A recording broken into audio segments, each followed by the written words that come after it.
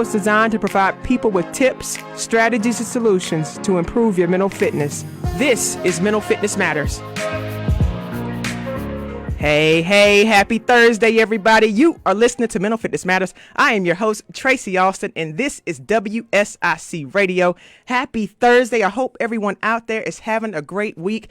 I am back this week with the amazing Miss Erica Singleton. She is the Director of Communications from Professionals Beyond the Game, and we are back for another show on the Shine Bright Athlete Series. Good morning, Erica. How you doing this morning? Good morning. I'm wonderful, Tracy. How are you? I am doing awesome. I love the third Thursday of the month. Get to spend some great time with you. Oh my God, I do too. And this one is a special one for me. This one really is. Yes. We're getting into inspiration, purpose, transition tales. And our guest this morning, over 30 years of friendship, and everybody needs that friend who is supportive, who is your Tigger when you're more like Eeyore, yes. Who is always finding the happy in situations. And that is our guest this morning, Meisha Robinson. She is the Chief Executive of Hope at We Are. Good morning. Good morning, ladies. I'm so happy to be here with you this morning. We are so happy to have you. Thank you so much for joining us. And guys, if you are just tuning in for the very first time, this is the Mental Fitness Matters Show. This show is designed to provide you with tips, strategies, and solutions to improving your mental health and mental fitness. And we teamed up with Professionals Beyond the Game a couple months back. So when Professionals Beyond the Game, they are a nonprofit organization whose mission is to further conversations, raise awareness, and help create resources to supporting the well-being and mental health of former collegiate athletes. And like Erica just said, she has a lifelong friend on with us today, and we cannot wait to hear her story. Meisha, go ahead and just kind of do a brief introduction of yourself. I got your bio here. I would love to read some of that as well, but I can't wait for people to learn more about all the things that you're doing, because when we're thinking about transitions, think about what's going on right now. This is a year of transition. So whether you're transitioning from high school to college, or from one job to the next, or if you're having to figure out how you're going to transition from 2020 to 2021, transitions are a big deal. And you have such an inspiring story of how you're really kind of taking your career and making a life of social impact. Tell us a little bit more about who you are. Oh man, Tracy, you hit me in my heart when you just did that intro. I'm like, I got stuck. I love transitions. I actually have a retreat that I've done throughout the years called Transformative Transitions. So it is something near and dear to my heart. I am the Chief Executive of Hope of We Are. We Are is a youth empowerment organization that is registered in South Africa and also here in the Washington, D.C. area of the United States. And we help youth unlock their purpose. We make sure that they have a village, a community around them to achieve their purpose. We help them to be able to transition from high school into, tertiary education, so that way they can be self-sufficient adults. So we are Pan-African in scope, and we work with children directly in South Africa, and we work with children here in the DC area so they can be in community together. From a transitional perspective, my background in education, though, is in the marketing brand management field. I work for companies like Campbell's Soup, which everybody knows that good, doing marketing. But I prayed and I asked God what my purpose is, and that is why I'm on the path that I'm on now, and I am working with youth. Wow. Erica, thank you for bringing her on. We're going to have some fun today. Right? She's amazing. She is absolutely amazing. So, in finding her purpose, there is a phrase in the name of the organization. I kind of want Meisha to talk a little bit about that, because even in transitions, there's so much in that name and in the experience that can also provide aid to people and inspiration. Talk a little bit about the name for your organization, how you found it. I am because we are. So I am because we are is Ubuntu. So it's a South African philosophy that really talks about our interconnection. What you do, Erica, and Tracy in Charlotte, it affects me here in DC, even though we are miles and miles apart. What happens in South Africa, affects us, even though we are, thousands of miles apart. And so I think the pandemic has taught us, if nothing else, how interconnected we are, how if you don't wear a mask, it affects me, how, when one person, when laws get passed or don't get passed, and or let's say schools close down, or jobs close down, how that then affects everyday people. So I think for me in this journey, that's what I've learned, and I wanted to start an organization where, as Black, everywhere I traveled, I saw Black and brown children on the streets, or where they weren't able to bring their purpose fully to life. Let's say that, not necessarily in the streets, but I wanted to be able to bring them into community together, so that way they could assist and they could support each other. It takes a village to raise a child. We all know that, but it takes a village to raise the village. And I wanted to make sure those multiple levels of community were present in children's lives. I love that, Meisha. Did you know, I'm curious, when did you know that this was a call on your life? What was going on at your time and in your life in terms of your career? Was it like something that you felt, something that you heard, something that you were just experiencing? How did you know, or did you know, this is where you'd be going? I was on a path of I'm going to get my MBA. I'm going to get this career. And I turned 30 and I'm 43 now. And I hit a place where I was I achieved all my dreams. And I spoke to a friend of mine from business school, and he said to me, well, if you achieved all your dreams, you didn't dream big enough. And so I really sat, and I honestly, those years when I was at Campbell were some of the lower years of my life, and I felt empty.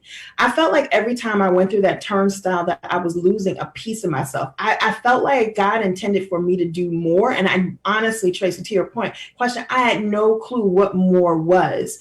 But again, I got tired of being tired. I remember walking into a bar and just sitting and crying, and just being I don't know what's wrong with me, but I just know this isn't it. And so I focused on, I need to find joy where I am, actively choosing joy. And so because I recognize that no matter where you go, there you are.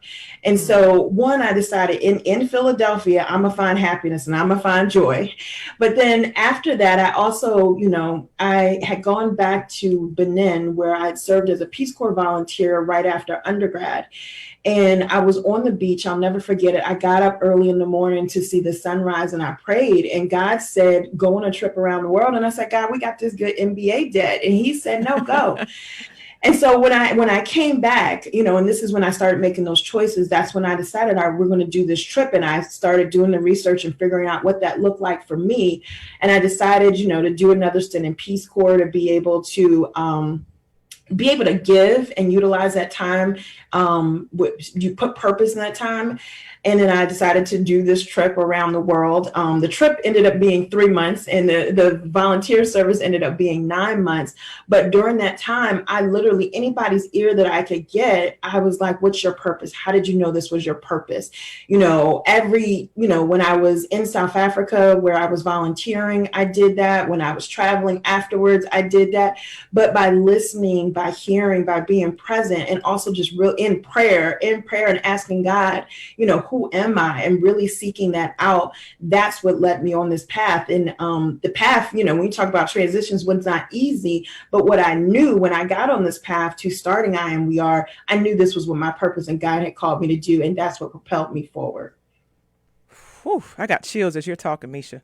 If you could see my arms right now, I got chill bumps right now as you're talking. I love all of that. And I hear actively choosing joy. That's a great tip for all of us out here, because no matter what the transitions are that you're going through in your life right now, actively choosing to focus on something that makes you happy. And I love that you just said that you kind of heard God's voice saying, we're going to go to South Africa. Was that scary for you? Were you like, am I hearing this correctly? Are we really going? Or you mean we really staying right here? How did you, so as we think about, I love how you're asking that question, what is my purpose? You're asking people deliberately, how did you know where you are? Because I think a lot of people right now, they may have a call on, everybody has a call on their life, yes. Yeah, but everybody has a call on their life. They may be in a job or career or a situation, and they're not really sure, feeling like fulfillment in that.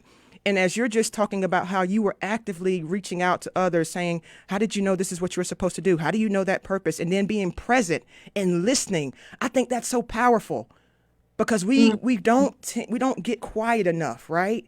There's so much noise around us. So I love that you're sharing how you got still, you got quiet, you saw after prayer and after other people's, listening to other people's stories. That's powerful. That's powerful. Yeah, and I mean, so you said, was it scary? Yeah.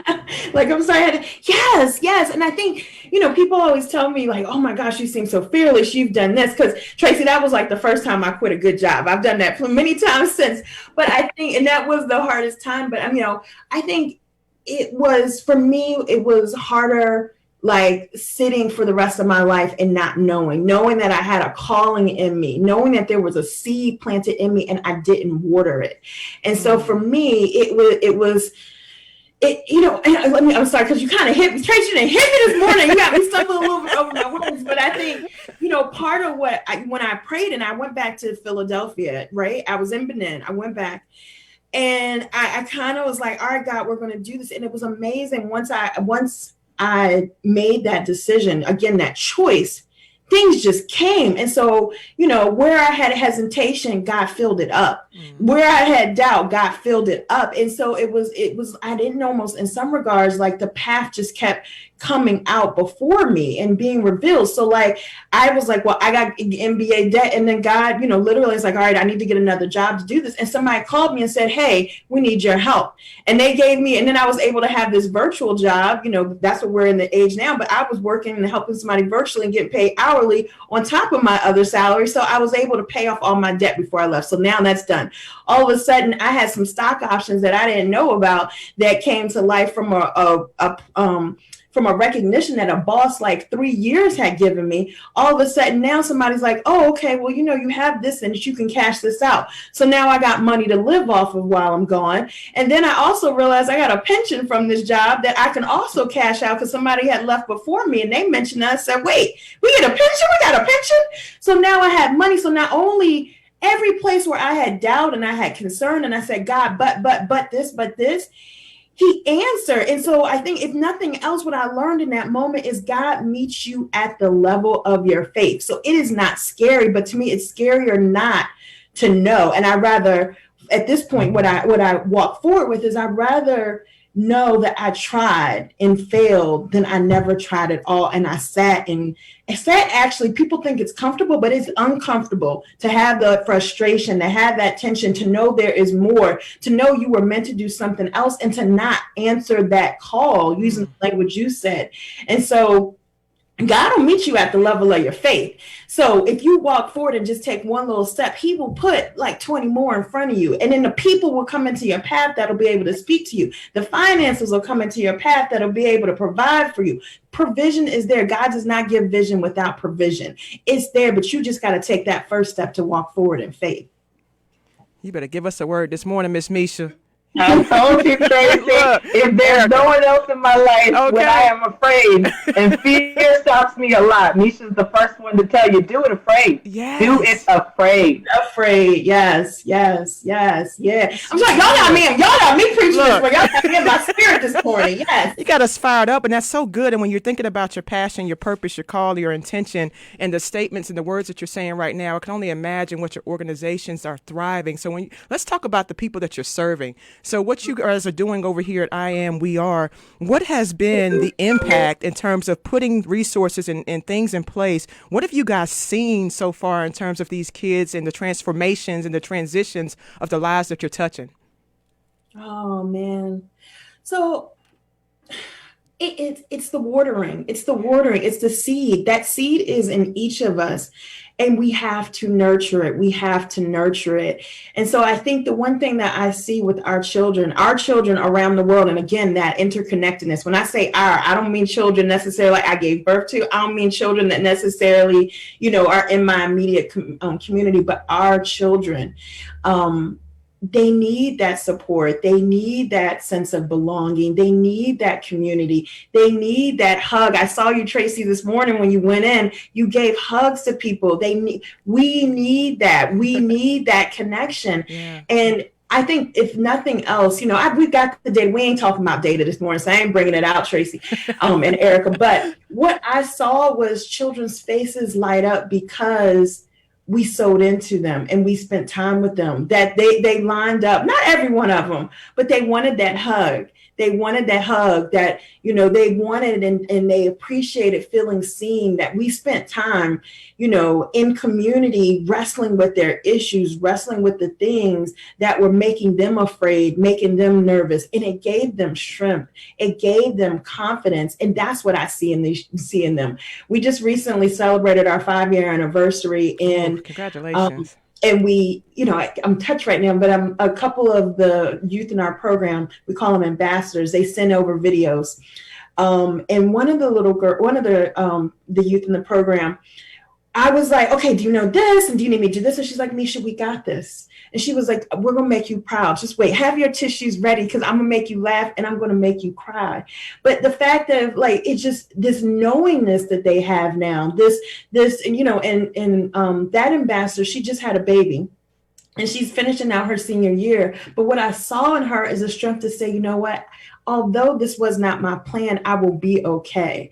Although this was not my plan, I have a plan to move forward with. And so, I'm going to do this. And if that, I applied to these universities, and if I don't get a bursary or a scholarship, then I'm going to be a police officer, because, it only takes this amount of months to get a job. And then I'm going to be okay. And I'm going to take care of my daughter. And I know what love is, and that's one of the things you've also taught us. And I'm going to be the best mother I can be.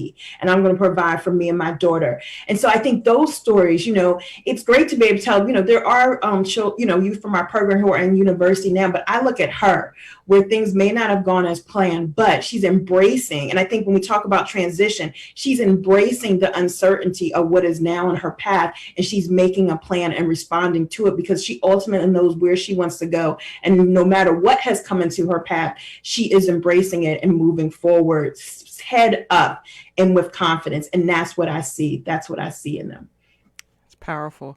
And I remember just getting on your website, and the first thing that I saw was creating a world where all youth are socially engaged, globally aware, and economically free. I think that is such a powerful, intentional mission statement. And it sounds like you guys are doing just that. What are the ages that you serve in terms of when you are there and when you're serving in this mission? What do the ages look like?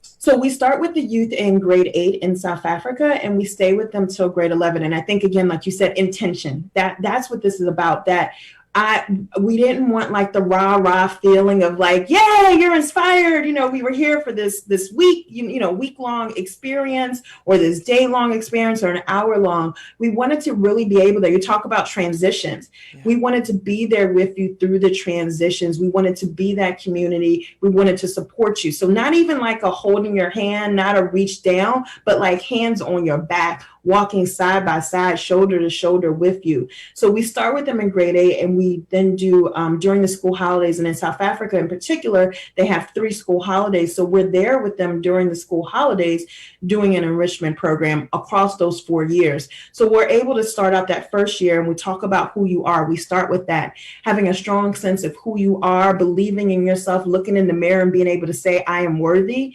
And then from there, we move to stretching their understanding of who they can be, exposing them to new places, new people, so they can see what is possible. And then from there, we use entrepreneurship and the tools of entrepreneurship to get a mindset in them that they can, to help them have a mindset to be able to look at adversity, to look at problems, and to be able to come up with solutions. That's what entrepreneurs do. So we take them through marketing, finance, etc.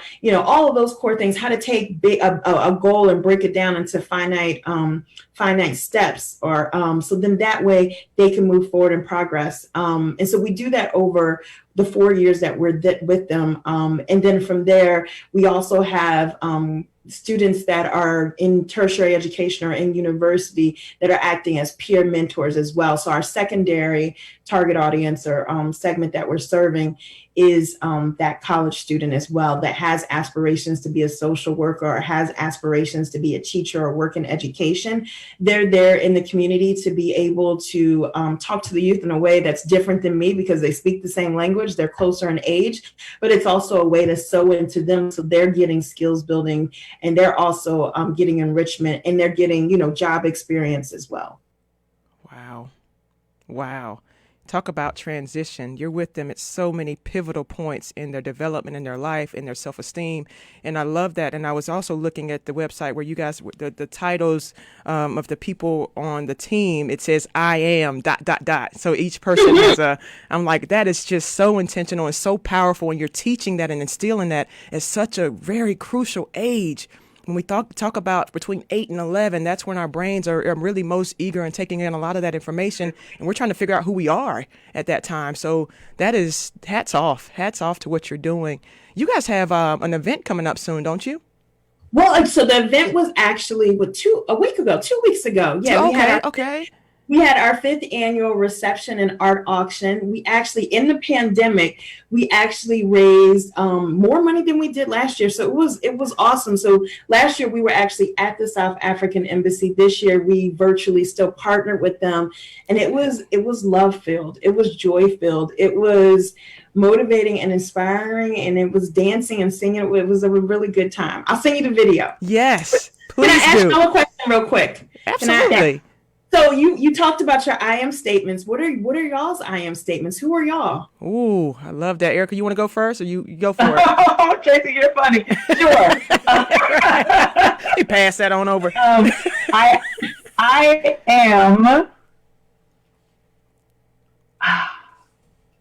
I like to use I am effervescent. I like to think that I kind of sparkle in my energy, but also I like to provide a little bit of pop in the environment that I am in. So kind of the same way a sparkling water is different than a regular water. It still quenches thirst, but with a little bit more zip. That's who I am. I love that. And you were sparkling this morning, Erica. You were sparkling. Shining. I love that. And I love this question, Meisha. And so I am intentional about that too. I wake up and I am a light worker. I am purpose driven. I am passionate. I am love. So I say those things out loud every single day. And I try to live with that intention that I'll allow your light to shine through me so others may see and want to know more. So that's my daily affirmation and my daily prayer that use me in whatever way you see fit. Send me and I'll go. So I think what you guys are doing and what you're instilling and what you're saying right now to the people that are watching on video or through the airwaves, however you're getting this information, hopefully you are touched. Hopefully you are inspired, because I think what you're talking about, Meisha, actively choosing joy, finding that passion, that purpose. If you don't know what that call is on your life, just know that you have one. Don't stop asking. Don't stop seeking. Because once you do that, everything in the world starts to move to come and answer your needs. Once you ask the question, I think there's so much power in our words, so much power in our thoughts. So I can't thank you enough for just sharing who you are, and not only who you are with us, but you're sharing who you are globally. You're making a global impact. That's huge. I'm fired up right now. Let's go. Can I say one thing, Tracy? Yeah. I put God all up into this, and I know not everybody believes in God, and they may not even, if they do believe in God, they may not believe in the same God as me. But I think with that said, use your language. Don't be intimidated or turn away from my words because of the language I use. Yes. Put it whatever feels right for you, but just know that it is truth. It is truth, but just make that your own truth. But it's there. It is all there, and it's all within our reach if we seek. Yes. You have not because you ask not. So true. You seek and you will find. And so it really is about just start with the little voice, start with that question. And I've heard from so many people that question really does start with, who am I? Yes. I don't know who I am. I heard that from so many people. And to what you said, Tracy, everything you put after I am is an affirmation and a declaration over your life. So until you know, say what you want. just speak it over your life. Yes. And it's amazing. One day you will wake up and you will see. And if you keep on saying it, you will wake up and you will see that you were living and you turned in, you were living out what you said. Yes. Meisha, I don't want the time to run out before you let people. No, I love this, but I don't want the time to run out before people know how to get in touch with you. How can they reach you at We Are? How can they reach you? Yes, you can 30 go seconds. to IamWeAreYouth.org. That's IamWeAre Youth, YOUTH.org. And we are on Instagram, Twitter, and Facebook at IamWeAreYouth as well. Make sure you guys go out and support another amazing Shine Bright Athlete Series. I can't thank you. We did it again. Beautiful ladies, have a great week. I want my Mental Fitness Matters community to go out and shine bright like the stars that you are. I am because we are. Have a great week. See you next week.